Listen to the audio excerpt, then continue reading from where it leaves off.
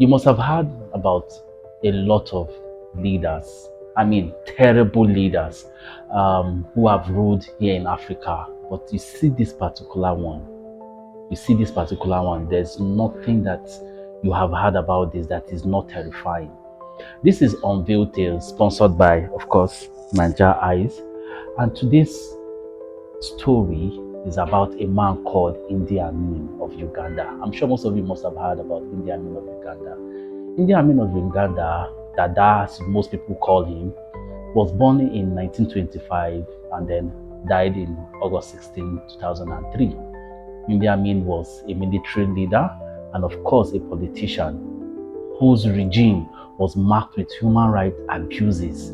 When you talk about human rights abuses, there was nobody that messed up human rights abuses like that of Idi Amin. And of course, when you talk about mismanagement of funds, he was number one in terms of mismanagement of funds. Idi Amin also had these political recessions and he killed a lot of people. He ruled Uganda as the third president from 1971 to 1979. And you can imagine within that short period of 8 years, how terrible the economy of Uganda became.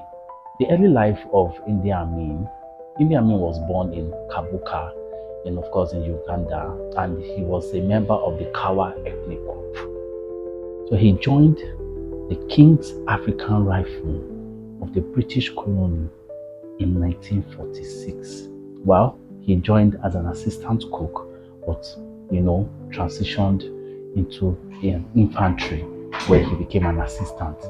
Amin served in various campaigns, including the British suppression of the Mau Mau there in Kenya. It was an uprising, and that was in 1959. So by 1959, Idi Amin had risen to the warrant officer, which was one of the highest ranking officers, of course, given to a black man as at that time. That was in 1959.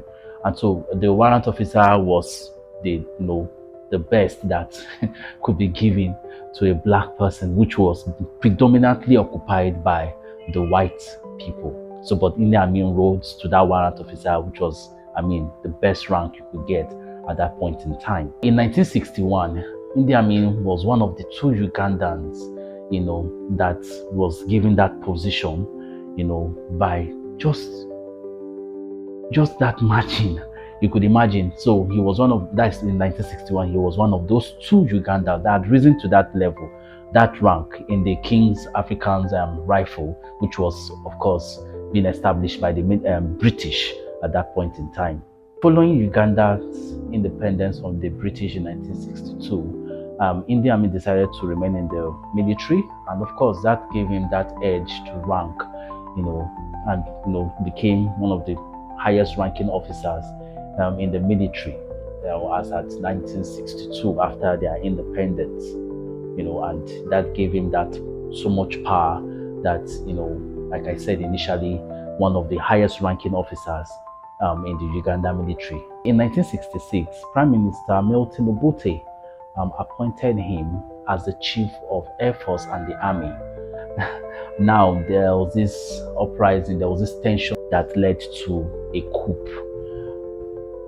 Yes, it led to a coup because the tension between Milton and Idi Amin was so tense that Idi Amin had to plot a coup against the Prime Minister as at that point in time.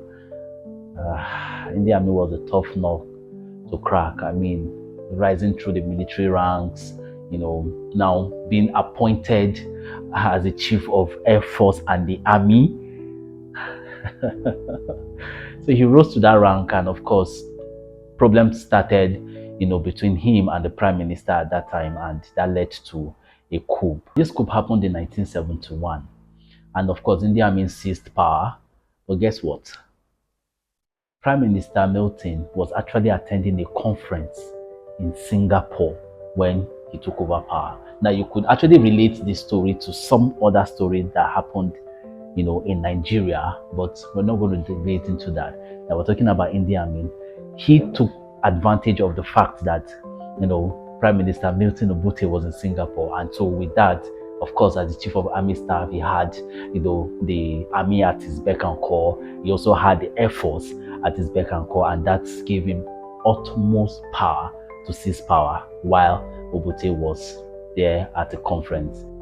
Idi Amin's rule was characterized by so many violations, so many, like human rights abuses, mismanagement of funds, political repression, and a whole lot of others, of course, including the expulsion of minorities in Uganda. His rule was seen as one of the most treacherous rules ever held in Uganda by a military president. And now, of course, like I said, this, his rule started from 1971 to 1979. So you could see that within the period of 8 years, he has changed the entire economy of Uganda and, of course, caused a lot of deaths, from torture to political repressions to human rights abuses. I mean, you dare not talk about Idi Amin in public. He had spies virtually everywhere in that country. So everyone was very careful. And of course, for those who were captured, that was speaking ill about Idi Amin at that point in time, had no issue or had no problems facing any judiciary system.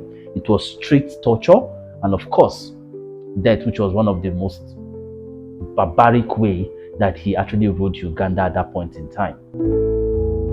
And that is why I said I uprooted the British imperialism from Uganda, and the Ugandans now. In 1972, Idi Amin ordered the expulsion of Asians, which were basically, Indian descent or descendants, I call it. Of course, like I said initially, the country was in ruins, so he felt like the expulsion of 50,000 Asians were from the descendants of the Indians, accusing them of economic sabotage.